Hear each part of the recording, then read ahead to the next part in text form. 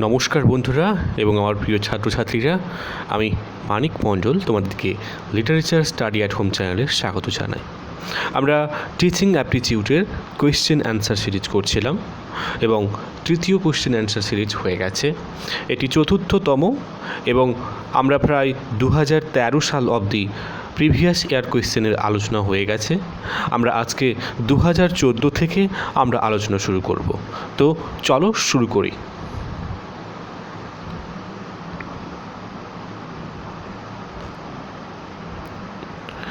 দু 2014 থেকে আমরা করব। 2013 জুনের প্রশ্ন এটা। 2013 জুন, ওকে, হ্যাঁ পেয়ে গেছি। অর্থাৎ 2014 জুন থেকে আমরা শুরু করছি। দেখো, প্রথম প্রশ্ন রয়েছে, which one of the following is the best method of teaching. অর্থাৎ 2014 সালের জুন মাসে টিচিং অ্যাপটিটিউড থেকে আসা প্রথম প্রশ্ন হচ্ছে যে এর মধ্যে কোনটি সব থেকে ভালো পদ্ধতি যার মাধ্যমে আমরা শিক্ষা দেব, অর্থাৎ টিচিংয়ের ক্ষেত্রে সবথেকে বেস্ট পদ্ধতি কোনটা বলেছে। একটা হচ্ছে লেকচার মেথড, অর্থাৎ জানো নিশ্চয়ই, যেখানে আমরা দেখি সাধারণত এই মেথডটাকে কলেজে ব্যবহৃত করা হয়ে থাকে এবং একজন শিক্ষক মহাশয় তিনি বলে যাবেন, লেকচার করে যাবেন। এবার ডিসকাশন মেথড, এটা কি এখানে আলোচনা হবে, স্টুডেন্ট কিছু বলবে, তারপরে টিচার কিছু বলবে, ডিসকাশন হচ্ছে। 3 হচ্ছে ডেমনস্ট্রেশন, অর্থাৎ শিক্ষক মহাশয় বোঝাবেন ঠিক তেমনই সেটাকে কিন্তু ভালো করে ওটাকে বোঝানোর জন্য তিনি ব্যাখ্যা দেবেন এবং তার পাশাপাশি তার ব্যাখ্যার জন্য তিনি নিজে ব্ল্যাকবোর্ডে কিছু করবেন বা তিনি ছাত্রছাত্রীদের মাধ্যম দিয়ে কিছু করাবেন, মানে যেন প্র্যাকটিক্যালি করা হবে। আর ডি হচ্ছে নারেশন, অর্থাৎ কোনো কিছু নারেটিং করে যাবে, বর্ণনা করে যাবে। তো এই তিনটির মধ্যে সবথেকে গুরুত্বপূর্ণ আমাদের মনে হয় যে যেখানে টিচার এবং স্টুডেন্টের যেন অ্যাক্টিভ পার্টিসিপেশন ঘটে, তাই না, তার জন্য ডেমনস্ট্রেশন হবে এখানে অ্যাকচুয়াল। আর সত্যি এটাও তাই হচ্ছে অ্যান্সার, অর্থাৎ এদের মধ্যে সবথেকে ভালো টিচিং পদ্ধতি হচ্ছে ডেমনস্ট্রেশন। এরপরে পরের প্রশ্ন হচ্ছে যে ডিসলেক্সিয়া ইজ অ্যাসোসিয়েটেড উইথ, অর্থাৎ ডিসলেক্সিয়া হচ্ছে একটি অসুবিধা বা এক বিশেষ ধরনের রোগ, যেটি কোন নিচের যে অসঙ্গতির জন্য হয়ে থাকে তা বলা হয়েছে। এক হচ্ছে মেন্টাল ডিসঅর্ডার, অর্থাৎ মানসিক ত্রুটি সেক্ষেত্রে। 2 হচ্ছে বিহেভিয়ারাল ডিসঅর্ডার, ব্যবহারিক ভিত্তিক ডিসঅর্ডার। সি বলেছে রিডিং ডিসঅর্ডার, অর্থাৎ পড়তে না পারা, আর রাইটিং ডিসঅর্ডার, অর্থাৎ লিখতে না পারা। অর্থাৎ এখানে ডিসলেক্সিয়া হচ্ছে সাধারণত চোখের দৃষ্টি সংক্রান্ত একটি রোগ, তাই এখানে যতগুলি রয়েছে তার মধ্যে অপশন সি হবে আমাদের কারেক্ট অ্যান্সার, অর্থাৎ এটা হচ্ছে রিডিং ডিসঅর্ডার। ক্লিয়ার, বোঝা গেছে? নেক্সট প্রশ্ন চলো। এই প্রশ্নটা বলেছে যে which one of the following is considered a sign of motivated teaching, অর্থাৎ শিক্ষা তো বিভিন্নভাবে হতে পারে এবং সেই শিক্ষা একজন শিক্ষক মহাশয় সাধারণভাবে তার ছাত্রছাত্রীদের সামনে উপস্থাপিত হয়ে তার দৈনন্দিন রুটিনের মতো পড়িয়ে চলে যাবে। এটা কি সঠিক শিক্ষা? না একজন টিচার এমন হবে যে ছাত্র বা ছাত্রীরা যখন তাদের মধ্যে বোঝার, তাদের মধ্যে শিক্ষা গ্রহণ করার যখন আগ্রহ না থাকে, তখন সবথেকে অগ্রণী ভূমিকা পালন করতে হয় কাকে? টিচারকে, অর্থাৎ মোটিভেটেড করতে হয়। তো তখন একজন টিচার হয়ে তিনি কি করবেন? বলেছেন স্টুডেন্টস আস্কিং কোয়েশ্চেন্স, অর্থাৎ ছাত্ররা যখন প্রশ্ন করে তখন কি স্যার বুঝতে পারেন যে আমি আমার পড়ানো ঠিক করছি? ঠিক আছে, অর্থাৎ মোটিভেটেড টিচিং, আমি যদি শিক্ষক হই আমি মোটিভেশনটা কখন পাবো? অর্থাৎ স্টুডেন্টরা যখন আমাকে প্রশ্ন করবে তখন পাবো। 1, 2 maximum attendance to the class, to the students, অর্থাৎ অফ দ্য স্টুডেন্টস রাদার, যে আমার ক্লাসে অধিকাংশ ছাত্র প্রত্যেক দিন ক্লাস করে, এটা বলছে। সি বলছে pin drop silence in the classroom, আমার যখন আমি পড়াবো ক্লাসে তখন সবাই একেবারে নিঃশব্দ, অর্থাৎ একটা পিন পড়ে গেলেও আওয়াজ হবে। 4 বলেছে, অর্থাৎ ডি বলেছে স্টুডেন্টস টেকিং নোটস। আমি যখন পড়াবো, আমি একজন টিচার হয়ে যখন স্টুডেন্ট হিসাবে তোমরা যখন নোট করবে, শুধু আমি জাস্ট পড়িয়ে যাবো, তোমরা নোট ডাউন করবে। আচ্ছা, এগুলো কি আমার টিচিং, আমি যে পড়াচ্ছি আমার কাছে রিফ্লেক্টেড হবে যে আমি ভালো পড়াচ্ছি? কোনটি সব থেকে বেশি? হ্যাঁ, ঠিক বলেছ, স্টুডেন্টস আস্কিং কোয়েশ্চেন। যদি ছাত্রছাত্রীরা বুঝতে পারে, বোঝার সময় তাদের যদি কোথাও মনে হয় আরও সিম্পলিফাইড ওয়েতে তারা বুঝতে চায়, তখন আমাকে যদি তারা প্রশ্ন করে, তখন আমি হোল হার্টেডলি আমি আমার সমস্ত ক্ষমতা দিয়ে তাদেরকে বোঝানোর চেষ্টা করব, এবং তখন সেটাখানে আমাকে মোটিভেট ফিল হবে। আমি যেন মনে করবো যে আমি শিক্ষাইতে এসে সঠিক শিক্ষা দিচ্ছি। কারণ যদি ক্লাসে বেশি ছাত্র আসে, তারা হয়তো আমাকে আমার পড়ানোর টেকনিকটাকে পছন্দ করতে পারে, হ্যাঁ করতে পারে, না করার কিছু নেই। হয়তো কোনো বিশেষ কারণে তারা আমার ক্লাসটা বেশি ছাত্রছাত্রীরা অ্যাটেন্ড করতেই পারে। এটা তো কিন্তু অ্যাকচুয়াল রিজন হবে না যে আমি মোটিভেট হব। আমি মোটিভেট হব ঠিকই যে আমার ক্লাসে অধিক ছাত্র আসে, কিন্তু এটা সেই মোটিভেশন নয় যেটা যখন স্টুডেন্টরা আমার পড়াশোনা বুঝতে পারবে এবং বুঝে তখন আমাকে প্রশ্ন জিজ্ঞাসা করবে, ফিডব্যাক দেবে, তখনই তো আমার মোটিভেট হবে। আর বাকি দুটো সি এবং ডি অবশ্যই নয়। পিন ড্রপ সাইলেন্স কখনোই একটা আদর্শ শ্রেণীকক্ষে কাম্য নয়।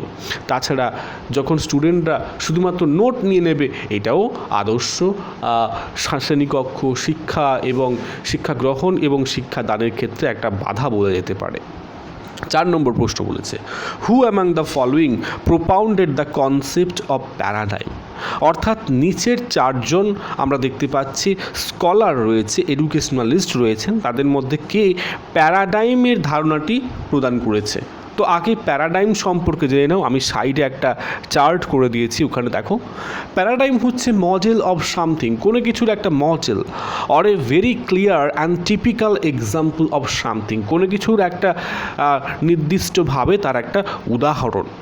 সাম অফ দিস এডুকেটস, যেই প্যারাডাইমগুলি অর্থাৎ যে কোড অফ কন্ডাক্টগুলি কী করে, of this educators R hoping to produce, মানে যারা শিক্ষক হয় তারা সেটাকে তৈরি করার চেষ্টা করে এ change in the current cultural paradigm, যেটা সাধারণত যে শিক্ষা পদ্ধতিতে বর্তমানে রয়েছে তার থেকে একটু বাইরে গিয়ে নিজস্ব মতন করে ছাত্রছাত্রীদের বোঝানোর স্বার্থে করা হয়ে থাকে। তো এখানে এইটা একটা বুঝতেই পারছো থিওরিটিক্যাল ভিত্তিক, অর্থাৎ এটা নলেজ না থাকলে তোমরা পারবে না। অ্যান্সারটা আমি বলেই দিই, এখানে অ্যান্সার হচ্ছে থমাস কুন তিনি এই কনসেপ্ট অফ প্যারাডাইম তিনি ব্যবহার করেছেন। ক্লিয়ার? এবারে আমরা 2014 সালের ডিসেম্বরে চলে আসছি।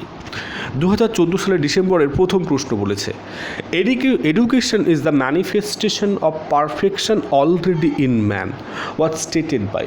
অর্থাৎ একটা এখানে লাইন বলা হয়েছে, অর্থাৎ মোটিভেশনাল লাইন। এটা কে বলেছে? অর্থাৎ শিক্ষা নিয়ে, শিক্ষার সম্পর্কীয় একটা তথ্য প্রদান করা হয়েছে। বলা হয়েছে যে শিক্ষা, এডুকেশন, সেটা হচ্ছে ম্যানিফেস্টেশন, বহিঃপ্রকাশ অফ পারফেকশান, যেটা হচ্ছে সম্পূর্ণতার একটা পরিপক্কতার একটা বহিঃপ্রকাশ হচ্ছে শিক্ষা, যেটা বাইরের কোনো এক্সটার্নাল কোনো ফ্যাক্টর নয়, যেটা অলরেডি মানুষের মধ্যেকার থাকা কিছু গুণ। অর্থাৎ এডুকেশন হচ্ছে মানুষের মধ্যে ইতিমধ্যে গৃহীত বা অর্জিত যা সব কিছু তার মধ্যকার অংশ পারফেকশন হিসাবে তা বহিঃপ্রকাশ করছে। এটা কে বলেছে? এই মন্তব্যটি কে করেছেন?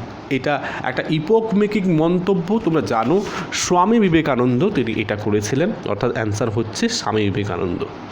তারপরের প্রশ্ন বলছে, which of the following is not a prescribed level of teaching. অর্থাৎ নিচের মধ্যে টিচিংয়ের যে বিভিন্ন ধাপ হয়ে থাকে, লেভেল হয়ে থাকে, তাদের মধ্যে কোনটি নয়, মানে এখানে কোনটি নয় বলেছে, এইটা গুলিয়ে ফেলে। অনেকে প্রশ্নটাকে চটজলদি দেখে ভাবে যে কোনটা, কিন্তু এখানে এই নটটাকে ভালো করে বুঝতে হবে যে এখানে কোনটি নয়। প্রথমে বলছে মেমোরি লেভেল টিচিং হয়ে থাকে, অর্থাৎ মেমোরি এখানে অ্যান্সার হবে না, কারণ এটা হয়ে থাকে। আন্ডারস্ট্যান্ডিং, অবশ্যই আন্ডারস্ট্যান্ডিং দরকার।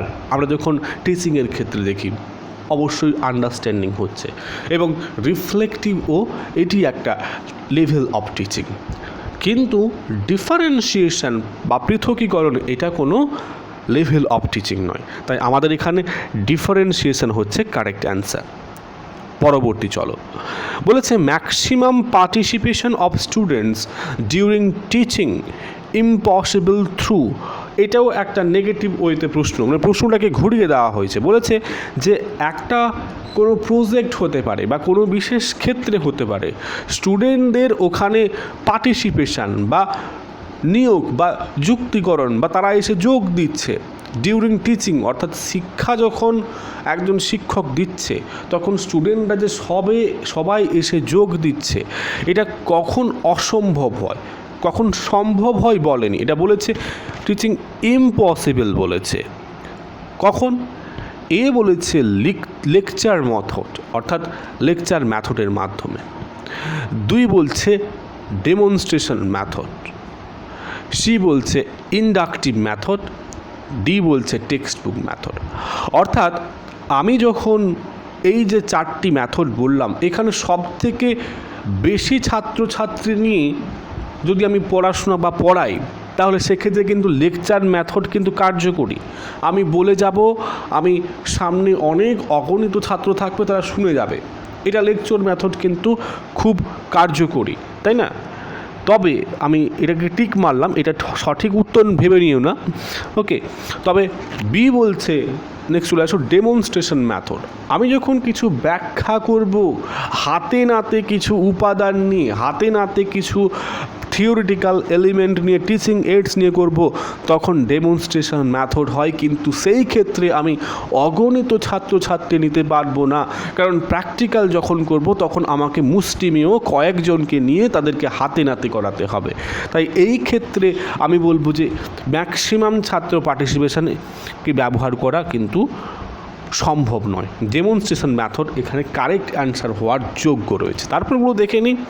ইন্ডাকটিভ মেথড, এটাও একটা বহু ছাত্রছাত্রীদের মধ্যে করা যায়, কারণ এখানে আমরা জানি যে একটা কংক্রিট এক্সাম্পল থেকে আমরা ধীরে ধীরে ওটা জেনারেলাইজড এক্সাম করলি যে মেথডটা হয়ে থাকে। তো এটাও এখানে আমরা অধিকাংশ ছাত্র নিয়ে করতে পারি। আর তারপরে টেক্সট বুক মেথড, এটাও আমি অধিক ছাত্র নিয়ে করতে পারি। তাহলে কম ছাত্র নিয়ে একমাত্র ডেমনস্ট্রেশন মেথডই সম্ভব। তাহলে আমার 3 দাগের কোয়েশ্চেনের অ্যান্সার হবে ডেমনস্ট্রেশন মেথড, অর্থাৎ অপশন বি। 4 নম্বর প্রশ্ন বলেছে ডায়াগনস্টিক ইভ্যালুয়েশন অ্যাসারশন, অর্থাৎ আমরা ডায়াগনস্টিক অর্থাৎ রোগ নির্ণয় করে তাকে নির্মূল করার জন্য যে পদ্ধতি বা এক্সাম পদ্ধতি হয়ে থাকে, সেটা কোনটাকে জোর দেয়? প্রথমে বলছে students performs at the beginning of instructions. কখন এটা কখন হয়ে থাকে? বলছে যখন ছাত্ররা তারা তাদের কার্যকারিতা দেখাতে শুরু করে, যখন আমি ইনস্ট্রাক্ট করছি, নির্দেশ দিচ্ছি একেবারে প্রথমে। এটা কি সঠিক? 2 বলছে এরপরে learning progress and failure during instruction, অর্থাৎ যখন শিখছে, শেখাকালীন যখন তাদের শেখার শ্রীবৃদ্ধি ঘটছে, তখন যে আমি যে ইনস্ট্রাকশনগুলো দিচ্ছি, নির্দেশগুলো দিচ্ছি, তখন সেক্ষেত্রে তারা যেরকম শিখছে সেরকম ব্যর্থও হচ্ছে। এটা কি ডায়াগনস্টিক ইভ্যালুয়েশন অ্যাসারশন? না, এটাও নয়। অপশন সি বলছে degree of achievement of instruction at the end, অর্থাৎ ইনস্ট্রাকশন দিয়ে যাচ্ছি, আমি ইনস্ট্রাকশন বুঝিয়ে যাচ্ছি, সবার শেষে সে একটা ডিগ্রি অ্যাচিভ করলো, বা সেটাকে আমি দেখলাম যে ও ভালোভাবে করেছে, এ গ্রেডে বা বি সি ডি যাই গ্রেডে হোক না, কারণ ডিগ্রি অর্জন করলো। এটা কি একটা ডায়াগনস্টিক ইভ্যালুয়েশন? না। তারপরে চলে আসো, বলছে causes and remedies of persistent learning problem during instruction, অর্থাৎ যেখানে কারণ থাকবে এবং যেখানে রিমেডিসও থাকবে, অর্থাৎ সেখানে তার ফলাফলও থাকবে, এবং এইভাবে তার causes and remedies of persistent learning problems during instruction, অর্থাৎ এখানে কি বলা হয়েছে যে একটা ইনস্ট্রাকশন আমি দিয়ে যাচ্ছি, আমি নির্দেশ দিচ্ছি, অর্থাৎ একটা প্রসেস চলছে, সেই প্রসেসের মধ্যে দেখা যাচ্ছে যে কোথাও ছাত্রটি বুঝতে অসুবিধা হচ্ছে, তাকে বুঝিয়ে দিচ্ছি, এবং শুধু তাই নয়, একবার নয়, বারবার তার যতবারই তার কারণ হয়েছে যে ভুল বুঝতে পারার বা বুঝতে না পারার, তখন তাকে আমি বুঝিয়ে সঠিকভাবে তাকে আবার সঠিক পথে আনাচ্ছি। এটা হচ্ছে ডায়াগনস্টিক ইভ্যালুয়েশন অ্যাসারশন, অর্থাৎ আমি কন্টিনিউয়াস তার ইভ্যালুয়েশন করব, তার ত্রুটি বিচ্যুতিটাকে আমি দেখব খতিয়ে এবং তার সমাধান করব। তাই এখানে অপশান ডি হবে কারেক্ট অ্যান্সার। তারপরে চলো, এখানে বলছে যে নাম্বার 5 প্রশ্ন, instructional aids are used by the teacher to, অর্থাৎ এই ইনস্ট্রাকশনাল অর্থাৎ নির্দেশিকা সম্বন্ধীয় যে সাহায্যকারী টিচিং উপাদান সেগুলো ব্যবহার করে শিক্ষক কী করতে করে, সেগুলোর ব্যবহার কেন হয়ে থাকে। একটু দেখে নাও ইনস্ট্রাকশনাল এইড সম্পর্কে আমি এখানে বিস্তৃত লিখে দিয়েছি। Instructional aids are not self supporting, অর্থাৎ তোমাকে সাপোর্ট করবে যে তা নয়, মানে আমি টিচ করাচ্ছি আমাকে সাপোর্ট করবে সেইগুলো কিন্তু ইনস্ট্রাকশনাল এইড নয়। দে সাপোর্ট, তারা সাহায্য করে, সাপ্লিমেন্ট হিসাবে কাজ করে, পরিপূরক হিসাবে কাজ করে, or reinforce what is being টট, যেটা শেখাচ্ছি যেটা বোঝাচ্ছি সেটাকেই বেশি করে গুরুত্ব দেবে। তাই এখানে অপশনগুলো দেখে নাও। অপশন এ হচ্ছে যে গ্লোরিফাই দ্য ক্লাস, অর্থাৎ শ্রেণীকক্ষে যে আলোচনা ঘটছে সেই শ্রেণীকক্ষের আলোচনাকে গ্লোরিফাই করতে, অর্থাৎ গৌরবপূর্ণ করতে, মানে অর্থাৎ আলোচনাটাকে যেন একটা উজ্জ্বল আকারে নিয়ে যেতে। না, এটা তো গৌরবপূর্ণ করে দেওয়া ক্লাসকে, এটা তো আমার উদ্দেশ্য নয়। 2 বলছে অ্যাট্রাক্ট দ্য স্টুডেন্টস, ছাত্রছাত্রীদেরকে মনোযোগ আকর্ষণীয় করে, ওটা তো নর্মাল টিচিং এইডস করতে পারে, এটা আবার ইনস্ট্রাকশনাল এইডের কী দরকার, না এটাও নয়। অপশন সি বলছে ক্ল্যারিফাই দ্য কনসেপ্ট, অর্থাৎ তুমি যেটা বোঝাচ্ছ তার ধারণা তার কনসেপ্টগুলোকে সেটাকে পরিষ্কার করে দেয়। তাহলে এটা কিন্তু অনেকটা কাছাকাছি, অর্থাৎ ইনস্ট্রাকশন এইড যেহেতু আমি যেটা নিয়ে করছি সেটার উপর তার ব্যবহৃত জিনিস, তাই এক্ষেত্রে ক্লারিফাই দ্য কনসেপ্ট কিন্তু হওয়ার চান্স অনেকটা বেশি। তারপরে দেখে নিই এনসিওর ডিসিপ্লিন, ক্লাসে ডিসিপ্লিন রাখার জন্য করা হচ্ছে, না একদম নয়। তাহলে অপশন আমার সিটাই হচ্ছে correct answer, clarify the concepts. Question number 6. The attitude of the teacher that affects teaching pertains to, এবারে বলছে শিক্ষকের কেমন ধরনের যে দৃষ্টিভঙ্গি অ্যাটিটিউড যেটা শিক্ষা দেওয়ার ক্ষেত্রে সবথেকে বেশি অগ্রণী ভূমিকা গ্রহণ করে, অর্থাৎ টিচারের মধ্যে কোন গুণটি সবথেকে বেশি জরুরি, এখানে যেটা বলা হয়েছে। এখানে বলা হয়েছে অনেকগুলি ডোমেন, যেটা হচ্ছে affective domain, cognitive domain, conative domain, psychomotor domain. এই ডোমেনগুলো নিয়ে আমি একটা পার্টিকুলার ভিডিও করে তোমাদেরকে আলোচনা করার চেষ্টা করব। তবু একটু ব্রিফ কনসেপ্ট আমি দিয়ে দিই। দেখো, অ্যাফেক্টিভ মানে হচ্ছে প্রতিফলিত, অর্থাৎ আমার এমন কিছু আমার নলেজগুলো থাকবে যেখানে আমি যেটাকে ব্যবহার করে আমি লক্ষ্য করতে পারবো যে আমার ওই আলোচনাটি সরাসরি স্টুডেন্টদের মধ্যে প্রতিফলিত হচ্ছে এবং সেটা আমি উপলব্ধি করতে পারছি। এটা আমার যে অ্যাটিটিউডটা আমি সেখানে দেখতে পেলাম যে আমি আমার দৃষ্টিভঙ্গির সাথে তাদের দৃষ্টিভঙ্গি এক করতে পারছি, তাদের সেটাকে বোঝার চেষ্টা করছি, এটা হচ্ছে অ্যাফেক্টিভ। 2 হচ্ছে কগনিটিভ, অর্থাৎ আমার ইন্টালেকচুয়াল পাওয়ার প্রচুর, আমি সেই ইন্টালেকচুয়াল পাওয়ার দিয়ে তোমাদের বোঝাচ্ছি, অর্থাৎ আমি বুঝতে চাইছি না তোমরা কতটুকু জ্ঞান অর্জন করেছো, আমি যে সমস্ত জ্ঞানধারী আমার উচ্চশিক্ষা দিয়ে তোমাদেরকে কিন্তু শিক্ষা দিয়ে যাচ্ছি, এটা কিন্তু অ্যাকচুয়াল নয়। কারণ আমি যতই শিক্ষিত হতে পারি, আমার কাছে যত ফ্যাকচুয়াল নলেজ থাকতে পারে, আমি তোমাদের যত যেরকম ক্যাপাসিটি অফ ব্রেন সেটাকে যদি না দেখি আমি উঁচু ভাষায় কথা বলি, উঁচু ধরনের কনসেপ্ট ক্লিয়ার করার চেষ্টা করে, তাহলে ওটা রাইট হবে না। কগনিটিভ ডোমেন এখানে হচ্ছে আমি সেই কনস্ট্রাকশন করছি, অর্থাৎ আমি যখন বোঝাচ্ছি তখন আমার পড়ানোর সময় আমি যে সমস্ত কনস্ট্রাকশনগুলো করছি, অর্থাৎ যেটা বলছি সেটাকে কেমনভাবে সাজাচ্ছি, অর্থাৎ আমি অতিরিক্তভাবে জোর দিচ্ছি আমার কগনিটিভ ডোমেনে, অর্থাৎ আমার এই বাচন ভঙ্গি এই সব কিছুতে। তারপরে হচ্ছে সাইকোমোটর, আমি মনস্তাত্ত্বিক দিক থেকে আমি এটা দেখছি। তো এখানে সবথেকে যেটা কার্যকরী হচ্ছে অ্যাফেক্টিভ ডোমেন, অর্থাৎ যেখানে আমি প্রতিফলন হচ্ছে সেটা দেখতে পাবো। তাই অ্যান্সার হচ্ছে 6 এ। ওকে, আমি যেটা বললাম যে এটাকে নিয়ে আমি আলোচনা সেপারেট ভিডিও করব ডোমেন নিয়ে, যাতে তোমরা আরও ক্লিয়ারলি বুঝতে পারো, ক্রিস্টালি এক্সাম্পল সমেত বোঝানোর চেষ্টা করব। নেক্সট দেখো সেই এবার আমরা 2015 সালে চলে এসেছি। 2014 সাল কমপ্লিট হলো, 2015 সালের জুনের প্রশ্ন আমরা পৌঁছে গেছি। বলছে which of the following is the highest level of cognitive ability. অর্থাৎ আমি একটু আগে বললাম কগনিটিভ মানে হচ্ছে নলেজগত দিক থেকে, তো নলেজগত সক্ষমতা অনুযায়ী কোনটা সবথেকে সর্বোচ্চ সীমা, মানে ধাপ ওয়াইজ কোনটা সর্বোচ্চ। এ বলেছে নোয়িং জানা, 2 বলছে আন্ডারস্ট্যান্ডিং অর্থাৎ বুঝতে পারা, সি হয়েছে অ্যানালাইজিং অর্থাৎ বিশ্লেষণ করা, ডি হয়েছে ইভালুয়েশন মানে টেস্ট করা, পরীক্ষা করা। তো নিশ্চয়ই বুঝতে পারছো যে এখানে আমরা যদি একটা কমন সেন্স দিয়ে বোঝার চেষ্টা করি তাহলে কিন্তু ইভালুয়েশনটা কিন্তু শেষে আসে। তবুও কগনিটিভ ফাংশন সম্পর্কে আমি নিচে একটা আলোচনা সূচক একটা ট্যাব দিয়েছি, দেখে নাও। বলেছে Cognitive functioning is a term referred to a human's ability অর্থাৎ মানুষের সক্ষমতা to process thoughts অর্থাৎ চিন্তা শক্তির যে ধারাটাকে বৃদ্ধি করতে আমাদের সাহায্য করে।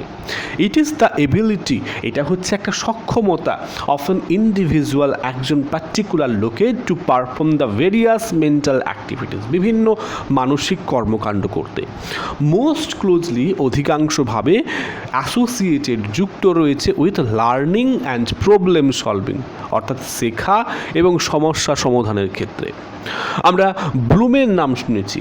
ব্লুম তার ট্যাক্সোনমিতে তিনি বলে গেছেন যে এই 6টি জ্ঞানের স্তর অর্থাৎ কগনিটিভ এবিলিটি। প্রথমে তিনি বলেছেন নলেজ, তারপরে কম্প্রিহেনশন, অ্যাপ্লিকেশন, অ্যানালিসিস, সিনথেসিস এবং ইভালুয়েশন।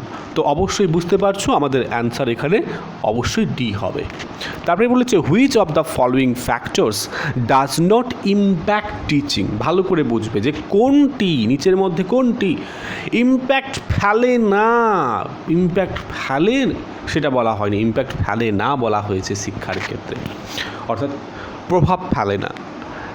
এক বলছে টিচার্স নলেজ অর্থাৎ শিক্ষকের জ্ঞান, এটা কি টিচিংয়ের ক্ষেত্রে প্রযোজ্য নয়? অবশ্যই প্রযোজ্য, কেন প্রযোজ্য হবে না। 2 বলছে classroom activities that encourage learning. আমি ক্লাসে পড়ানোর সময় আমি যে সমস্ত কর্মকাণ্ডগুলো করছি, আমি যদি ভালো কিছু করি স্টুডেন্টরা সেটাকে গ্রহণ করবে, আমি যদি খারাপ কিছু করি স্টুডেন্টরা সেটাকেও গ্রহণ করবে। তো সেটা ক্লাসরুমের যে মধ্যে অ্যাক্টিভিটিসগুলো এটাও কিন্তু জরুরি হয়ে থাকে। তারপরে বলছে socio economic background of teachers and student. বলছে ছাত্র বা শিক্ষকের তাদের ইকোনমিক সামাজিক ব্যাকগ্রাউন্ড, যে দেখা গেল যে শিক্ষকটি অত্যন্ত দরিদ্র বা ছাত্রটি বিশাল বড় লোক, তো এটা কি শ্রেণীকক্ষের মধ্যে আনা উচিত? অবশ্যই আনা উচিত নয়। তাই এখানে এইটা হওয়ার চান্স খুব বেশি রয়েছে। তবুও আমরা অপশান ডি দেখে নিই। বলছে লার্নিং থ্রু এক্সপিরিয়েন্স। অবশ্যই শিক্ষার একটা অঙ্গ, আমরা অভিজ্ঞতার মাধ্যমে তো শিখব।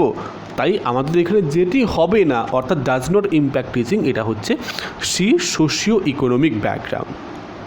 পরের চলো 2015 সালের জুনের 3 নম্বর প্রশ্নটি দিয়েছে which of the students about teaching which of the statements rather about teaching aids are correct. একটু ভালো করে বোঝার চেষ্টা করবে, এখানে মনে হচ্ছে গুলিয়ে যাওয়ার মতো কিন্তু কিচ্ছু নেই। বলেছে নিচের কোন স্টেটমেন্টগুলি, এখানে দেখো এগুলো 1 2 3 4 এগুলো একটা স্টেটমেন্ট। তো বলেছে কোনগুলি, এখানে একটা উত্তর হবে না, কোনগুলি মানে অনেকগুলি হবে। About teaching aids are correct, teaching aids সম্পর্কে এগুলো সঠিক, অর্থাৎ টিচিং এইডস সম্পর্কে শিক্ষণীয় যে সাহায্যকারী উপাদান তাদের সম্পর্কে সঠিক বলেছে। ঠিক আছে, ভালো করে দেখো। প্রথমে বলছে যে they help in retaining concepts for longer duration. বলছে এই টিচিং এইডগুলো ব্যবহার করলে আমরা কোনো ধারণাকে, কোনো শিক্ষণীয় কোনো বিশেষ যদি শিক্ষক যদি কিছু বোঝাচ্ছেন, তো যদি টিচিং এইড ব্যবহার করেন তো সেগুলোকে আমরা ভুলতে পারি না সহজে, আমরা অনেক দিন মনে রাখতে পারি। হ্যাঁ, এটা কিন্তু সঠিক বাস্তব কথা। 2 বলছে they help students learn better. বলছে ছাত্রছাত্রীদেরকে ভালোভাবে বোঝানোর জন্য এটা খুবই জরুরি, অবশ্যই এটাও ঠিক। 3 বলছে they make teaching learning process interesting. হ্যাঁ, অবশ্যই আমি যদি ভালো করে ছেলেদেরকে বারবার ম্যাপ সম্পর্কে বলি, এখানে ভারত, তার পার্শ্ববর্তী নিবারিং কান্ট্রি, এগুলো আমি যদি বোঝাই নর্মালি, তাহলে ছাত্রদের অতটা ইন্টারেস্ট বা ততটা আগ্রহী লাগবে না। যদি আমি ম্যাপের মাধ্যমে দেখাই, তখন তারা আরও বেশি ইন্টারেস্টিং হবে। তাই টিচিং এড অত্যন্ত জরুরি। 4 নম্বর কি বলেছে, দে এনহ্যান্স রোট লার্নিং, অর্থাৎ টিচিং এড ব্যবহার করে তাদের কি মুখস্থ করা। রোট লার্নিং হচ্ছে মেমোরাইজিং বাই রিপিটেশন। এটা কি হবে? অবশ্যই না।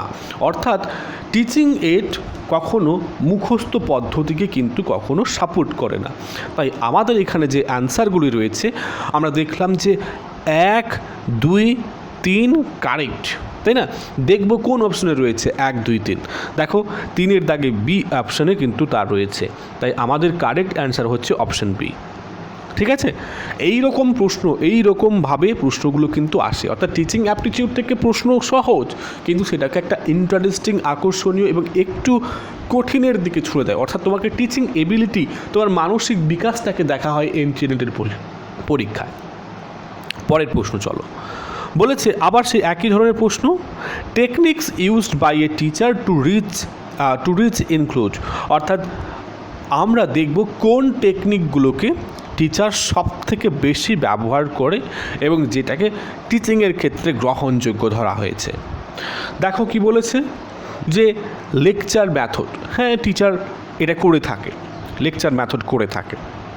তারপরে বলেছে 2, ইন্টারেক্টিভ লেকচার, অর্থাৎ যেখানে শিক্ষক মহাশয় শুধু লেকচার করে যাবে না, সেই লেকচারটা ইন্টারেক্টিভ হবে, অর্থাৎ স্টুডেন্ট এবং টিচারের মধ্যে একটা মিথস্ক্রিয়া ঘটবে। 2, 3 বলেছে গ্রুপ ওয়ার্ক, দলে দলে কাজ করা। আরে দলে দলে কী কাজ করবে? এটা তো ক্লিয়ার করে বলছে না। সোশ্যাল ওয়ার্ক করবে, নাকি বাড়ির কাজ করবে, নাকি সেখানে শিক্ষার কাজ করবে? এটাও কিন্তু গুরুত্বপূর্ণ বোঝাচ্ছে না, এটা কিন্তু গুরুত্বপূর্ণ বোঝাচ্ছে না। ওকে। 4 বলছে সেলফ স্টাডি। টিচার সবসময় স্টুডেন্টদেরকে কিন্তু তাদের মনে সবসময় জাগাবে যে সেলফ স্টাডি কতটা গুরুত্বপূর্ণ। কারণ হচ্ছে টিচার একটা স্কুল গ্রাউন্ডের মধ্যে দেখা যায় একটা নির্দিষ্ট টাইমের মধ্যে থাকে, কিন্তু একটা ছাত্র হিসাবে, একটা স্টুডেন্ট হিসাবে তার শিক্ষাকে নিয়ে আলোচনা করা তার কিন্তু অনেক ক্ষেত্রে অনেক সময় ধরে করা উচিত। তো তার জন্য একজন শিক্ষক লেকচার মেথডের সাথে যুক্ত থাকবে, ইন্টারেক্টিভের সাথে যুক্ত থাকবে, সেলফ স্টাডির মধ্যে যুক্ত থাকবে। তাহলে আমাদের এখানে অ্যান্সার কী হবে?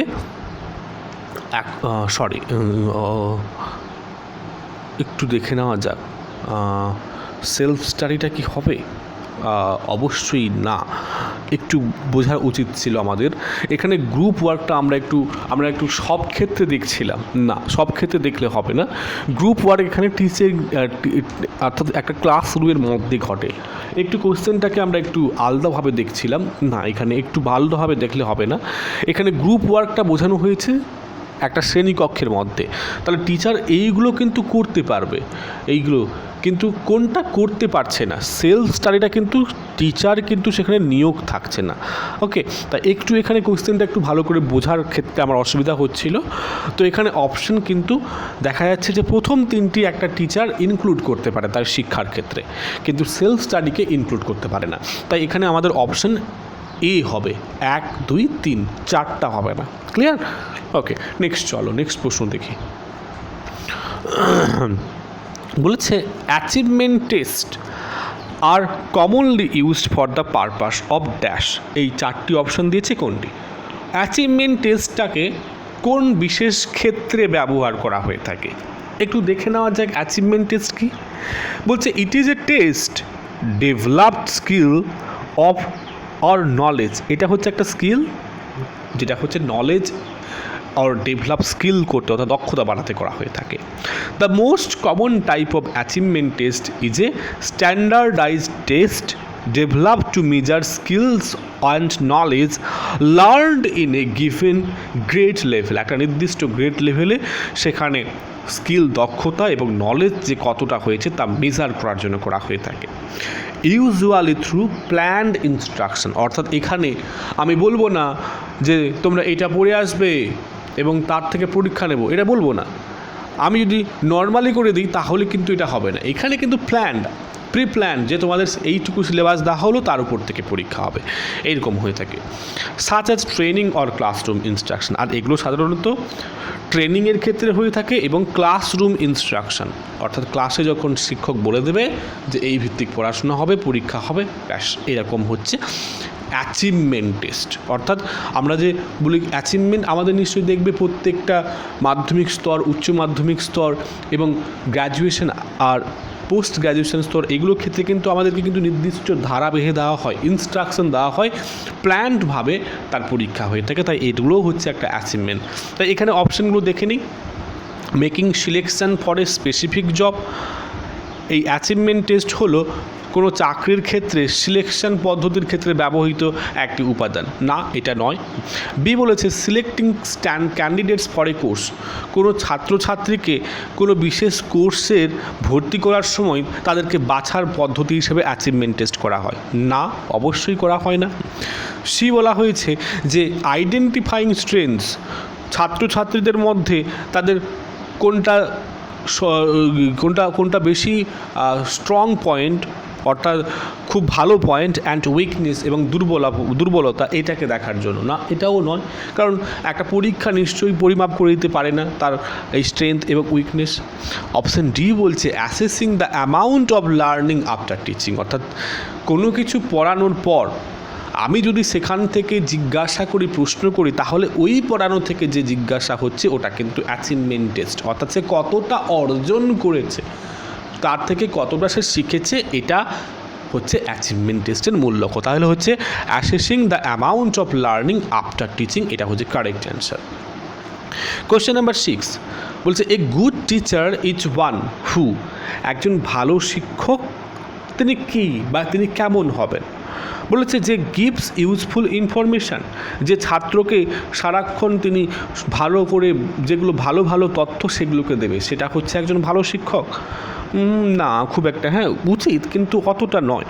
বি বলছে এক্সপ্লেন্স কনসেপ্টস অ্যান্ড প্রিন্সিপাল, যে কোনো ধারণা, যে কোনো সূত্রকে খুব সহজ সরলভাবে বুঝিয়ে দেবে, হ্যাঁ এটা হতে পারে, বাট এটা বেস্ট বলতে পারি না। সি বলছে gives printed notes to student, ছাত্রছাত্রীদের পড়ানোর পর ওই পার্টিকুলার টেক্সট থেকে তিনি প্রিন্টেড করা নোটও দিচ্ছে যারা পরীক্ষায় ভালো করে লিখতে পারে। এটাও কিন্তু খুব একটা আদর্শ হচ্ছে না, করতে পারে, কিন্তু এটা একজন গুড টিচার আমরা বলতে পারি না। বলছে a good teacher, option D বলছে inspire students to learn, yes তিনি ছাত্রছাত্রীদেরকে তার পড়ানোর মাধ্যমে, তার শিক্ষা দেওয়ার মাধ্যমে অনুপ্রাণিত করবেন শেখার জন্যে। এটা হচ্ছে একজন গুড টিচারের মূল উদ্দেশ্য হওয়া উচিত। তাহলে 6-এর অপশন ডি ক্লিয়ার। নেক্সট, এবারে আমরা সরাসরি ডিসেম্বর মাসের প্রশ্নে চলে আসছি 2015-এর। প্রথম প্রশ্ন বলেছে greater and handicap of the students coming to the educational institution greater the demand on the, বলছে যে যদি যারা হ্যান্ডিক্যাপ, যারা ফিজিক্যালি তারা দুর্বল, ফিজিক্যালি তারা কোনোভাবে তাদের শারীরিক দিক থেকে ত্রুটি রয়েছে, তারা যে বিদ্যালয়ে আসে, সেই আসার ক্ষেত্রে সব থেকে কার ভূমিকা বেশি, কে ডিমান্ড করবে বা ডিমান্ড করলে এটা পসিবল হওয়া উচিত? অপশন এ বলছে ফ্যামিলি, পরিবার, হ্যাঁ অবশ্যই পরিবার হওয়া উচিত, না হলে কী করে হবে। বি হচ্ছে সোসাইটি, সমাজ। সি হচ্ছে টিচার, শিক্ষক। ডি হচ্ছে স্টেট। এবারে একটা জিনিস ভালো করে বুঝতে হবে, আমরা কোন পার্সপেক্টিভে এই প্রশ্নটা পাচ্ছি। এটা টিচিং অ্যাপটিটিউড থেকে, তো টিচিং অ্যাপটিটিউডের নিরিখে কার বেশি ভূমিকা থাকা উচিত? অবশ্যই টিচারের। টিচার যদি মোটিভেটেড হয়, টিচার যদি তাদেরকে ইচ্ছে করে, তাদের যদি ভালো করার চেষ্টা করে তাহলেই পারবে, কিন্তু টিচার যদি নেগলেক্ট করে তা কিন্তু সম্ভব নয়। তাই এখানে অপশন সি হবে।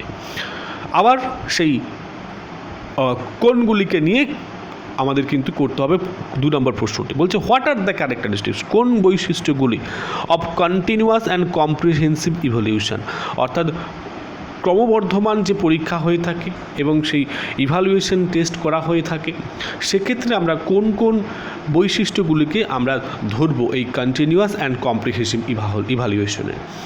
এখানে বলছে যে it increases the workload on students by taking multiple test. অর্থাৎ তুমি যদি বারবার পরীক্ষা নাও তাহলে স্টুডেন্টদের যে কনসেপ্টগুলো তারা শিখছে ধীরে ধীরে তার কিন্তু একটা বাস্তব রূপরেখাও তারা কিন্তু ধীরে ধীরে সব পেয়ে যাচ্ছে।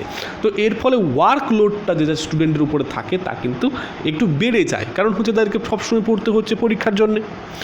2 বলছে ইট রিপ্লেসেস মার্কস উইথ গ্রেডস। যদি এইরকমভাবে বারবার টেস্ট করা হয় তখন তাদেরকে একটা ওভারঅল গ্রেড না দিয়ে প্রত্যেকবারের টেস্টের মার্কটাকে কিন্তু আমরা পেয়ে যাই, তাই না? ওকে, তার মানে কী হলো, মার্কসটা আমরা যেরকমভাবে আগে করতাম যে পুরো টোটাল মার্কের উপর একটা মার্ক হতো, এটা অনেকটা ক্ষেত্রে উঠে যাচ্ছে, কারণ প্রত্যেকবার যে পরীক্ষা হচ্ছে তার গ্রেড, তার উন্নয়ন ঘটছে। তো এটাও অবশ্যই এই কন্টিনিউয়াস কম্প্রিহেনশনের মধ্যে পড়ে। অপশন 3 বলছে it evaluates every aspect of the students. এটা খুব ভালো, কারণ প্রত্যেকটা পদে তাদের যখন পরীক্ষা করা হচ্ছে তাদের কোনটা অসুবিধে, কোনটা সুবিধে, কোনটা বুঝতে পারছে, বুঝতে না পারা, এটা কিন্তু সঙ্গে সঙ্গে হয়ে যাচ্ছে। 4 নম্বর বলেছে it helps in reducing answer from the codes given below.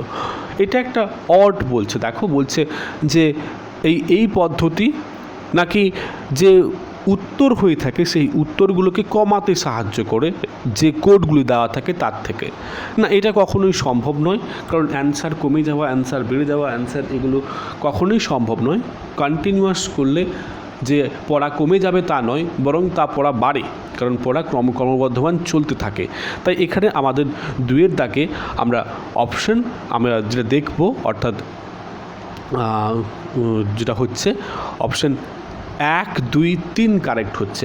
1, 2, 3 দেখো কোন অপশনে রয়েছে, অপশন সিতে রয়েছে 1, 2, 3, তাহলে আমাদের অপশন সি হচ্ছে কারেক্ট অ্যান্সার। তারপরে চলো 2015-এর 3 নম্বর প্রশ্ন বলেছে সেই একই রকম, অর্থাৎ কয়েকটিকে নিয়ে এখানে হবে, একটা অ্যান্সার নয়। ভালো করে দেখো, which of the following attributes denote, ব্যাখ্যা করে great strengths of a teacher. একজন শিক্ষকের যে সবথেকে বেশি শক্তি, বেশি মানে প্রবল যেটা স্ট্রেংথ, স্কিল কোনটি বলছে। 1 বলছে ফুল টাইম অ্যাক্টিভ ইনভলভমেন্ট, সম্পূর্ণ সবসময় সে অ্যাক্টিভলি যুক্ত থাকবে শিক্ষার ক্ষেত্রে। ইন দ্য ইনস্টিটিউশনাল ম্যানেজমেন্ট, মূলত বলছে এটা আবার একটু বোঝার আছে যে ইনস্টিটিউশনাল ম্যানেজমেন্টে অর্থাৎ প্রতিষ্ঠানের কাজে, এটা তো একজন টিচারের কাম্য কাজ নয়। টিচার কিন্তু তিনি ডেভোটেড থাকবেন স্টুডেন্টদের জন্য, এটা কী করে সম্ভব? সে সবসময় ইনস্টিটিউশনাল কাজ করবে, এটা কিন্তু মেনে নিতে পারলাম না। 2 বলছে সেটিং এক্সাম্পল, যখন একজন টিচার তার কর্মকাণ্ডের মাধ্যমে, তার শিক্ষা দেওয়ার মাধ্যমে তিনি স্টুডেন্টদের সামনে এক্সাম্পল ধরে রাখবে, অর্থাৎ তিনি তাদের রোল মডেল হিসেবে দাঁড়িয়ে থাকবে। হ্যাঁ, এটা হওয়া উচিত। 2 বলছে willingness to put assumption to the test, অর্থাৎ তিনি তার সবসময় আগ্রহ থাকবে যে কিভাবে ছাত্রদের মধ্যে একটা অনুমান, পরীক্ষার সময় তাদেরকে আগ্রহী করতে, এটাও একটা ভালো টিচারের লক্ষণ। তারপরে 4 হচ্ছে অ্যাকনলেজ ইন মিস্টেকস, অর্থাৎ যদি শিক্ষক মহাশয় পড়ানোর সময় তিনি কোনো কিছু ভুল বলে ফেলেছেন, মানুষ মাত্রই ভুল হয়, কারণ তিনিও পড়াশোনা করে এসছেন, তিনিও হয়তো ভুল বলতে পারেন। যদি ভুল তিনি বলে ফেলে থাকেন তাহলে ওনার কী করা উচিত? অবশ্যই সেটাকে স্বীকার করা উচিত এবং বলা উচিত যে তিনি যেন নেক্সট টাইম এলে তিনি সেটাকে বুঝিয়ে বলতে পারেন। ক্লিয়ার? তো এটাও একটা বড় গুণ টিচারের। তাহলে আমরা দেখলাম যে প্রথমটা কোনো মতে হচ্ছে না, কিন্তু 2, 3, 4 কিন্তু এই একজন গুড টিচারের স্ট্রেংথ হিসাবে ধরা যেতে পারে। দেখো 2, 3, 4 কোথায় রয়েছে? অপশন বিতে রয়েছে, তাহলে আমাদের অপশন বি হচ্ছে কারেক্ট অ্যান্সার। পরের প্রশ্ন বলেছে which one of the following statements, নিচের যে স্টেটমেন্টগুলি রয়েছে ইটস কারেক্ট, যেটা কোনটি সঠিক in the context of multiple choice question. Multiple choice কোয়েশ্চেনের ক্ষেত্রে সেটা ঠিক হবে। অপশন এ বলছে they are more objective than true false type question. True false প্রশ্ন যেমন হয়ে থাকে সেখান থেকে অবজেক্টিভ, অর্থাৎ এখানে আমার সাবজেক্টিভ পয়েন্ট অফ ভিউ থাকবে না, বরং সেখানে 4টি এরকম অপশন থাকবে যেটাকে সিলেক্ট করবো যেটা অবজেক্টিভ। ক্লিয়ার?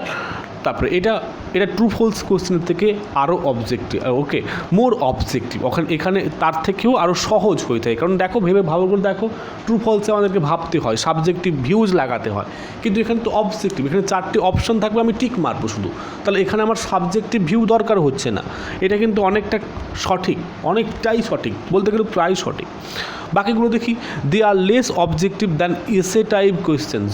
এসে টাইপ প্রশ্নের থেকে অবজেক্টিভ তো আরও আমরা সেমি লং কোশ্চেন দেখি, তারপরে আরও শর্ট কোশ্চেন টাইপের দেখি, কিন্তু এটা তো তার থেকে তো নয়, তার থেকে বহু কম।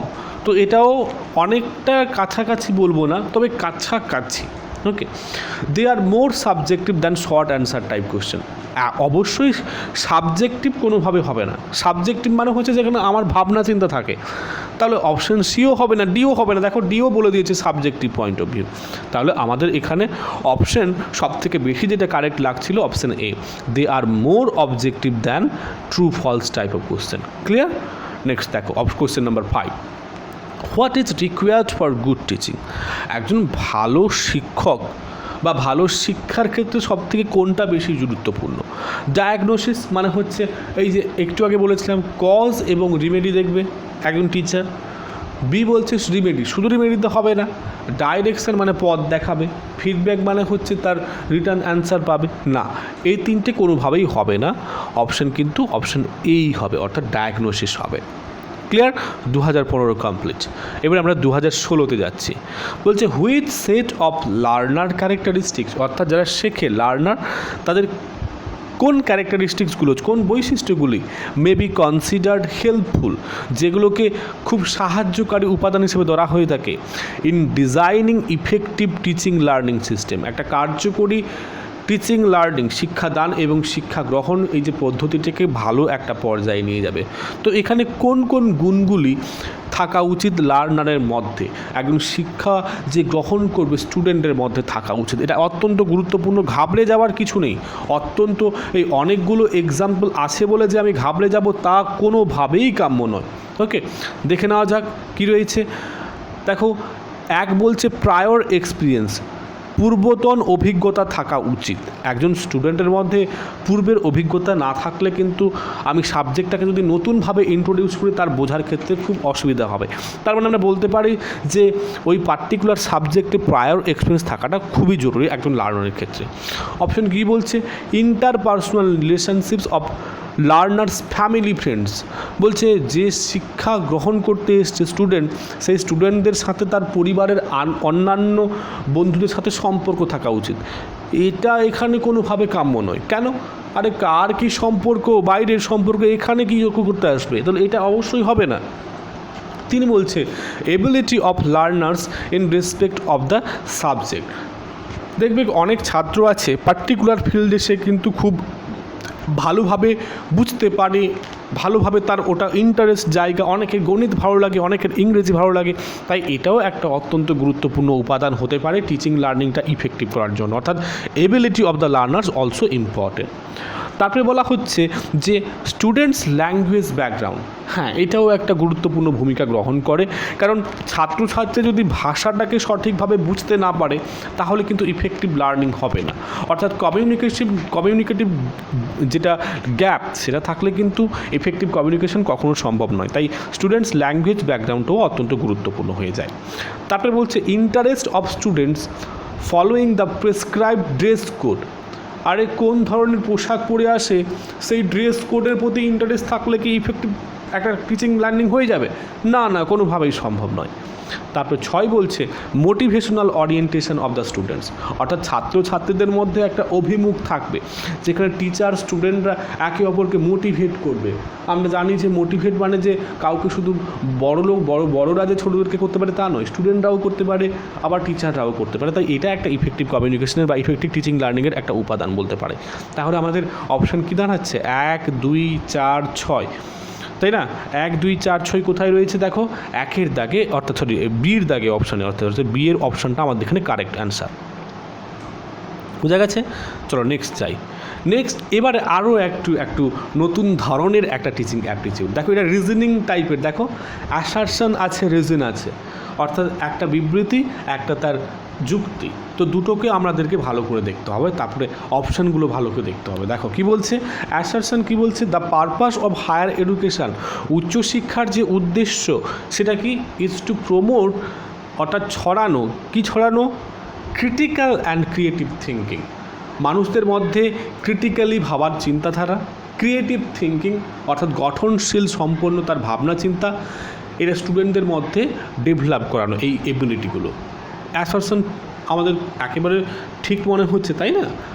তারপরে দেখো বলছে this abilities ensure job placements, এই ধারণাগুলি বা এই ক্ষমতাগুলি থাকলে তার চাকরি হওয়ার সম্ভাবনা আছে। আচ্ছা, এইগুলো কি থাকলে চাকরি হওয়ার সম্ভাবনা থাকে? হ্যাঁ, থাকতে পারে হয়তো, ঠিক আছে, কারণ এগুলো করলে একটা ক্রিয়েটিভ থাকলে বা সে যদি ক্রিটিক্যালি ভাবতে পারে, তাহলে একটা কোম্পানি জব হোক বা একটা বিশেষ ক্ষেত্রে হোক, যদি শিক্ষক বা শিক্ষার ক্ষেত্রে হোক, সেখানে এটা প্রয়োজন শিক্ষাদান ক্ষেত্রে, অর্থাৎ জবের ক্ষেত্রে এটা জরুরি ঠিকই, কিন্তু শুধু কি জবের ক্ষেত্রে না, কারণ এই জ্ঞান বা এই ক্রিয়েটিভ থিঙ্কিং, এই ক্রিটিক্যাল থিঙ্কিং শুধু চাকরির ক্ষেত্রে সীমাবদ্ধ নয়, তার জীবনের ক্ষেত্রেও প্রযোজ্য, তার অভিজ্ঞতার ক্ষেত্রেও প্রযোজ্য। তাই আমরা বলতে পারি যে দুটো ঠিকই, কিন্তু যেখানে অ্যাসারশনের যে রিজনটা আমরা সঠিক মনে করতে পারছি না, অর্থাৎ এটা পুরোপুরি তার যে এক্সপ্লানেশন, কারেক্ট এক্সপ্লানেশন অ্যাসারশনটার তা নয়। দেখে নাও অপশানগুলি কি বলছে, বলছে অ্যাসারশন এবং রিজন, প্রথম যে এই অপশানটা বলেছে যে দুটোই ঠিক, এবং বলছে reason is the correct explanation of A, অর্থাৎ এই যে এটি হচ্ছে এইটির অ্যাসারশনটির সঠিক ব্যাখ্যা না, কখনোই নয়। দুটো ঠিক হতে পারে কিন্তু কারেক্ট ব্যাখ্যা এটি নয়। অপশান বি কি বলছে, both A and R true, দেখো এটাও ঠিক এটা বলেছে, but R is not the correct explanation, তাহলে আমাদের এই অ্যান্সারটা হচ্ছে right answer, option B. Clear?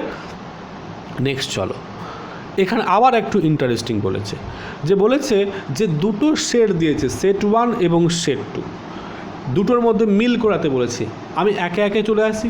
এ বলেছে ফর্মেটিভ ইভ্যালুয়েশন, বি বলেছে সামেটিভ ইভ্যালুয়েশন, সি বলেছে কন্টিনিউয়াস অ্যান্ড কম্প্রিহেন্সিভ ইভ্যালুয়েশন, আর ডি বলছে norm and direction reference test. তো এদের সাথে সাইডের যেগুলো তার ব্যাখ্যা রয়েছে তারা সঠিক সোজাই নেই, তাদেরকে মেলাতে হবে।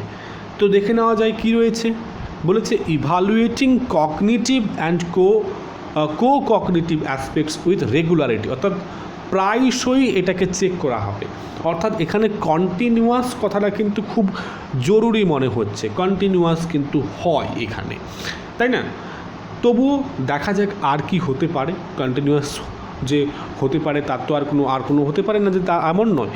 দেখো test and their interpretation based on a group and certain ইয়ারস্টেজ, অর্থাৎ দলে দলে হয়ে থাকে। এটা সাধারণত দলে দলে আমরা জানি যে দলে দলে কখন হতে পারে, আমরা মূলত দেখি যে যেখানে আমরা রেফারেন্স ভিত্তিক করে থাকি, টেস্টটাকে যখন ইয়ারস্টিক ওয়াইজ গ্রুপ ভিত্তিক করি, সেখানে আমরা কোনো বিশেষ ক্রাইটেরিয়া ফলো করি, এটা হওয়ার চান্স রয়েছে। দেখা যাক 3 কী বলছে grading the final learning outcomes, অর্থাৎ একেবারে শেষে, এটা কিন্তু দেখবে শেষে কখন করা হয় ইভ্যালুয়েশন, এটা কিন্তু সামেটিভ ইভ্যালুয়েশনে হয়ে থাকে। তো আমরা পরে আসবো, এগুলো একটু আগে হয়ে যাক প্রত্যেকটার ব্যাখ্যা দিয়ে। কুইজেস অ্যান্ড ডিসকাশন, অর্থাৎ কুইজ করা হয়, কুইজের মাধ্যমে সাধারণত কী হয়, ফর্মেটিভ ইভ্যালুয়েশনটা হয়ে থাকে। তো একটু সাজিয়ে নিই, দেখো এর সাথে আমরা কিন্তু 4-এর সম্পর্ক দেখতে পাচ্ছি। আবার দেখো সামেটিভ ইভ্যালুয়েশন কিন্তু বি এর সাথে আমরা একটু আগে দেখলাম 3-এর সম্পর্ক দেখতে পাচ্ছি। বাকি থাকলো সি এবং ডি। কন্টিনিউয়াস কম্প্রিহেনশন এবং ইভ্যালুয়েশন, এরা কিন্তু রেগুলারলিটাকে সূচিত করছে। দেখো এই যে প্রথমে বলেছিলাম, অর্থাৎ এটা কিন্তু চলে যাচ্ছে 1-এর সাথে, তাহলে বাকি পড়ে থাকলো এই অপশন 2-এর সাথে। তাহলে এর সাথে 4, এই যে এর সাথে 4 এটা হবে। তারপরে বলছে বি এর সাথে 3, সি এর সাথে 1 রয়েছে, ডি এর সাথে 2, তাহলে অর্থাৎ আমাদের অপশান এটা হচ্ছে রাইট অ্যান্সার। নেক্সট প্রশ্ন চলো, বলেছে যে Select the alternative which consists of positive factors contributing to effective of teaching. অর্থাৎ শিক্ষা দেওয়াটা কার্যকারী বা টিচিং রিলেটেড যে কার্যকারী যে এখানে অল্টারনেটিভ উপাদানগুলি দেওয়া হয়েছে যেগুলো পজিটিভ ফ্যাক্টর হিসেবে কাজ করছে, যেটা টিচিংটাকে ইফেক্টিভ করতে সাহায্য করছে, সেগুলি কি কি সেগুলোকে দেখতে বলছে ভালো করে দেখে নাও। এখানে প্রথম বলছে teachers knowledge of the subject. অবশ্যই একটা ইফেক্টিভ টিচিং করতে গেলে টিচারের নলেজটা অবশ্যই প্রয়োজন, এটা অবশ্যই হবে। তারপর বলছে টিচার সোশিও ইকোনমিক ব্যাকগ্রাউন্ড। আরে টিচারের সোশিও ইকোনমিক ব্যাকগ্রাউন্ড এখানে কী করতে আসবে? ইফেক্টিভ টিচিংয়ের ক্ষেত্রে সে ধনী হলো বা বড়লোক হলো এটা কোনো প্রয়োজন নেই। অপশন সি কী বলছে? Communication skill of the teacher. হ্যাঁ, অবশ্যই একজন শিক্ষকের কমিউনিকেশন স্কিল অবশ্যই থাকা উচিত, না হলে সে কী করে বোঝাবে? অপশন ডি কী বলছে? Teachers ability to please the students. না, একজন শিক্ষক সে তার ছাত্রছাত্রীদেরকে আনন্দ দেবে, এটা কি তার অ্যাকচুয়াল টিচিংয়ের ক্ষেত্রে পড়ে? না, এটা উচিত নয়। অপশন ডি গেল। অপশন ই কী বলছে? যে teachers personal contact with students. না, এটাও নয়। যে একজন টিচারের সাথে স্টুডেন্টের যদি পার্সোনাল রিলেশন থাকে তাহলে যে সেই টিচিংটা ইফেক্টিভ টিচিং হবে, এটা কখনোই কাম্য নয়, এটাও হবে না। এফ কী বলছে? Teachers competence in managing the monitoring the classroom transaction. Very good, এটা অবশ্যই হওয়া উচিত। একটা ক্লাসরুমের মধ্যে টিচারের যেটা উপযুক্তভাবে তিনি কীভাবে কন্ট্রোল করছেন টিচিং স্টুডেন্টদের মেন্টালিটির সাথে তিনি কীভাবে সংযুক্ত হচ্ছেন, তাদেরকে মনিটর করছে, তাদেরকে সঠিক দিকে নিয়ে যাচ্ছে, এগুলো কিন্তু জরুরি। তাহলে আমরা দেখলাম যে ACF এখানে হবে কার্যকারী ক্ষেত্রে। তাহলে দেখা যাক কোন অপশনে রয়েছে। BCD, এই তো অপশন ডিতে রয়েছে, তাহলে আমাদের অপশন ডি হবে অ্যান্সার। তারপরে চলে আসো 2016 5 নম্বর প্রশ্নে বলেছে সিলেক্ট দ্য অল্টারনেটিভ। এদের মধ্যে কোনটি বাছো which consist of positive factors, যেখানে পজিটিভ ফ্যাক্টর থাকবে বা প্রভাব থাকবে, কন্টিনিউইং বা contributing to effective of teaching. একই ধরনের প্রশ্ন, কোনটা ইফেক্টিভ টিচিংয়ের ক্ষেত্রে গুরুত্বপূর্ণ হবে। বলেছে attracting students attention in the classroom. স্টুডেন্টদের মনোযোগ আকর্ষণ করা। না, এটা কিন্তু ইফেক্টিভ নয়। মনোযোগ আকর্ষণ করতে বলে টিচার তার ভালো পোশাক পরে আসতে পারে, তার সুন্দরভাবে তিনি এমন কিছু জিনিস নিয়ে আসতে পারে তাতে অ্যাট্রাক্ট হতে পারে, এতে কোনো ব্যাপার নয়। B minimizing indiscipline student problems in the classroom. অর্থাৎ যেখানে কিছু অনেক সমস্যা থাকে সেগুলোকে তিনি নিরসন করবেন। এগুলো হয়, এগুলো প্রয়োজন, তবু অতটা গুরুত্বপূর্ণ নয়। অপশন সি বলছে optimising learning outcomes of students. হ্যাঁ, এটা গুরুত্বপূর্ণ, কিন্তু বলছে যে স্টুডেন্টরা যে কী শিখছে সেই শেখাটা যদি একজন টিচার যদি না লক্ষ্য করে তাহলে কিন্তু ইফেক্টিভ টিচিং হবে না। অর্থাৎ এই লক্ষণটা, এই দেখা, এই এক্সামিনটা অত্যন্ত গুরুত্বপূর্ণ।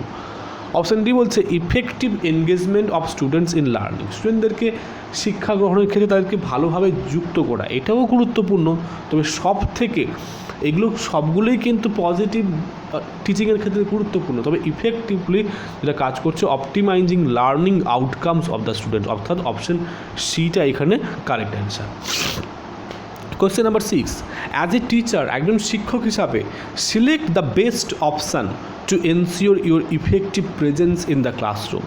তুমি একজন শিক্ষক, তো শিক্ষক হয়ে এই অপশান যেগুলো রয়েছে সেটার মধ্যে তুমি কোনটাকে বেশি ধরবে, যেখানে তুমি ইফেক্টিভলি স্টুডেন্টদের প্রেজেন্সটাকে অনুভব করতে পারবে একটা শ্রেণীকক্ষে। তার জন্য তুমি কী করতে পারো? বলেছে এ ইউজ অফ পিয়ার কমান্ড, অর্থাৎ একে অপরের সাথে জোর বা যোগসূত্র থাকবে এরকম কমান্ড দিতে হবে। 2 বলছে মেকিং অ্যাগ্রেসিভ স্টেটমেন্ট। আমি একটু যেমন কথা বলার সময় যেন আমি একটা আমার খুব জোর ভাব, অ্যাগ্রেসিভ মনোভাব এটা থাকবে। অপশান সি বলছে adoption of well established posture. বলেছে আমি যখন কথা বলবো আমার একটা শালীনতা থাকবে, আমার ওয়ে অফ স্পিকিং, আমার হ্যান্ড মুভমেন্ট, জেস্টার সবগুলো একটা গুরুত্বপূর্ণ থাকবে, একটা ওয়েল এস্টাবলিশড হবে। হ্যাঁ, এটা কিন্তু একটা effective presence in the classroom আমার সহিত করার জন্য কিন্তু খুব জরুরি। তারপর বলছে বিং অথরিটেরিয়ান। না, এটা অবশ্যই নয়, অথরিটেরিয়ান হওয়াটা একেবারেই কাম্য নয়। তাহলে আমাদের এখানে অপশন সিটা হচ্ছে কারেক্ট অ্যান্সার। ওকে, এবারে আমরা 2017 সালে চলে আসছি। একটু বলে দিই যে 2016 সালে কিন্তু একবারই নেটের পরীক্ষা হয়েছিল, সেটা জুলাই মাসে হয়েছিল, ডিসেম্বরে হয়নি। 2017 সালে জানুয়ারিতে পুনরায় পরীক্ষা হয়। তো 2017 সালের প্রশ্নটা আমরা একটু দেখে নিই। বলছে প্রথম প্রশ্ন, which one of the following set of statements represents acceptable positions with respect to teaching learning relationship, অর্থাৎ টিচিং লার্নিং রিলেশনশিপে কোনটি বা কোন উপাদানগুলি গ্রহণযোগ্য প্রপোজিশন হিসাবে গ্রহণ করা যেতে পারে। এখানে 6টি রয়েছে এবং দেখা যাক কোনগুলো কোনগুলো আমাদের মনে হচ্ছে যে সঠিক। দেখো কোথায় গেল, এই যে হ্যাঁ, when students fail in a test it is the teacher who fails. অবশ্যই একটা ছাত্রের ব্যর্থতা মানে একজন শিক্ষকের ব্যর্থতা, খুব জরুরি, এটা গুরুত্বপূর্ণ। 2 বলছে every teaching must aim at ensure learning, প্রত্যেকটা শিক্ষার মূল উদ্দেশ্য হওয়া উচিত যে শেখাতে জোর দেওয়া, এটাও হবে। 3 বলছে there can be teaching without learning taking place, there can be teaching, একটা শিক্ষা হতে পারে যে সেখানে লার্নিংটা থাকবে না, না এটা হওয়ার কিন্তু উচিত নয়, কাম্য নয়। দেখা যাক আর কি হতে পারে। There can be no learning without teaching, এটা হবে, অর্থাৎ কোনো শিক্ষা হতে পারে না যেখানে শিক্ষা দেওয়া হচ্ছে না, লার্নিং সরি না, এটা ভুল বললাম আমি, এটা অপশানটা আমার ভুল পড়া হয়েছে। বলেছে যে কোনো শিক্ষা গ্রহণ শিক্ষা ছাড়া হতে পারে না, না এটা ভুল কথা। আমরা যে কোনো জিনিস থেকে আমরা শিক্ষা নিতে পারি। এ টিচার, একজন শিক্ষক, টিচেস বাট লার্নস অলসো, এটা গুরুত্বপূর্ণ। একজন শিক্ষক শুধু শেখায় কিন্তু তিনি যে শেখে না, এটা ভুল কথা। কারণ একজন শিক্ষক যখন পড়ায় তিনিও যেন শেখেন, কারণ তাকে নিজের জন্য পড়ে আসতে হয় এবং যখন আলোচনা হচ্ছে তাদেরকে ভালো করে সিম্পলিফাইড ওয়েতে ছাত্রদেরকে বোঝাতে হয়, তখনও তার শেখা হয়। তো 6 বলছে a real learning implies rote learning, একটা প্রকৃত শিক্ষা হচ্ছে যেখানে মুখস্থ শুধু করা, না এটাও নয়। তাহলে 1, 2, 5 আমাদের কিন্তু গুরুত্বপূর্ণ মনে হয়েছে।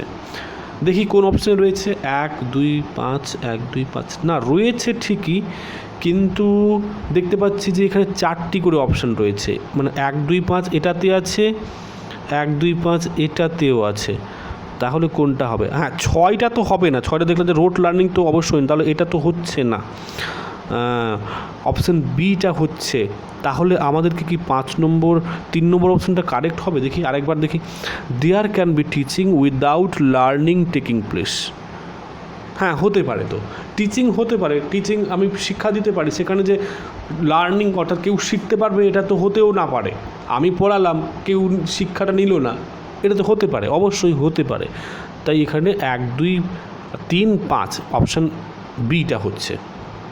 তারপরে দেখা যাক 2-এর দাগে প্রশ্ন, আবার সেই অ্যাসারশন রিজন এসছে, অর্থাৎ যুক্তিসঙ্গত। দেখো বলছে learning is a life long process, অবশ্যই লার্নিং তো একটা লাইফ লং প্রসেস, সারা জীবন ধরে হয়। রিজন বলছে learning to be useful must be linked with life processes, হ্যাঁ লার্নিং ব্যবহারযোগ্য জীবনে এবং সেখানে অবশ্যই জীবনের ক্ষেত্রে, জীবনের পদ্ধতির ক্ষেত্রে তাকে লিঙ্ক করাতে হবে। এটা কি সত্যি হলো? হ্যাঁ সত্যি যে জীবনের চলার পথে এটাকে যোগ করাতে হয়, কিন্তু জীবন ধরে যে শিক্ষা হয় তার কি এটা সঠিক ব্যাখ্যা হলো? মনে হচ্ছে না, সঠিক ব্যাখ্যা হয়নি। অর্থাৎ তাহলে দুটোই ঠিক, কিন্তু অ্যাসারশনের সঠিক ব্যাখ্যা এটা নয়, অর্থাৎ অপশান বি হবে এখানে। তারপরে বলেছে effectiveness of teaching has to be judged in terms of, বলছে একটা শিক্ষার কার্যকরী রূপ, একেবারে প্রকৃত রূপ, এই 4টি অপশনের মধ্যে কোনটি সূচিত করছে? দেখা যাক। প্রথমে বলছে যে কোর্স কভারেজ, আরে একটা শিক্ষা দেওয়া মানে তোমার সিলেবাসে যা আছে তা পড়িয়ে দিলেই কাজ শেষ, তা কি না, এটা ঠিক নয়। বি বলছে স্টুডেন্টস ইন্টারেস্ট, স্টুডেন্টদের আগ্রহ জাগানো, হ্যাঁ হতে পারে, কিন্তু ইফেক্টিভনেস শুধু আগ্রহ জাগিয়ে দিলে তো হবে না। সে বলছে লার্নিং আউটকামস অফ স্টুডেন্টস, হ্যাঁ গুরুত্বপূর্ণ, কারণ বলছে যে ছেলেটা শিখেছে, শেখার ফলে তার ফল কই, যদি ফলটা যদি ভালো হয় তাহলে কিন্তু আমি ইফেক্টিভ টিচিং বলবো, তো সিটা হওয়ার চান্স রয়েছে। ডি দেখি use of teaching AIDS in the ক্লাসরুমে যদি আমি সাহায্যকারী উপাদান ব্যবহার করলাম তাহলে কি ইফেক্টিভ টিচিং হয়ে গেল? না, হয়তো নিতে না পারে, কেউ বুঝতে না পারে, তাও হতে পারে। তাই আমরা ধরবো এখানে অপশান সিটা হচ্ছে কারেক্ট অ্যান্সার, এবং এনটিএ নেট তাদের অ্যান্সার যে কী দেয় তাতে কিন্তু দিয়েছে যে এটা অপশান সিটাই হবে। তারপরে দেখে নিই বলেছে ইন হুইচ টিচিং মেথড, কোন শিক্ষা পদ্ধতিতে the learners participation is made optimal and proactive, যেখানে যারা লার্নার তাদের যে সংযুক্তিকরণ, তাদের যে যুক্ত থাকা সেখানে এতটা অ্যাক্টিভ থাকে না। কোনটাতে এই রকম হয়ে থাকে, অর্থাৎ সেখানে ভুল বললাম, অ্যাক্টিভ বেশি থাকে, অপটিমাল থাকে এবং তারা সবসময় কিন্তু মনোযোগটা রাখে। ডিসকাশন মেথডে এত কিন্তু হয় না। বাথ সেশন মেথডেও ঠিক একই। ব্রেন স্টর্মিং সেশন মেথডটা একটু বেশি। প্রজেক্ট মেথডটা, আচ্ছা একটু জানাও তো, আমি এই টার্মটা মনে হয় একটু ভুল বললাম। প্রোঅ্যাক্টিভ যদি টার্মটা দেখি একটু, প্রোঅ্যাক্টিভ মানে হচ্ছে of a person, policy or action creating or controlling a situation by causing something to happen rather than responding to it. আচ্ছা আমি একটু ভুল বললাম, অর্থাৎ কোন টিচিং পদ্ধতিতে লার্নাররা, অর্থাৎ যারা শেখে, লার্নাররা টিচার যখন শেখাচ্ছে সেখানে অ্যাক্টিভলি তার রেসপন্স করছে না, অর্থাৎ টিচার পড়িয়ে যাচ্ছে, স্টুডেন্টরা জাস্ট নির্বাক দর্শকের ন্যায় দেখছে। তো এখানে কোথায় সম্ভব? ডিসকাশন মেথড হয় তখন কিন্তু টিচার স্টুডেন্টের মধ্যে রিলেশন থাকে।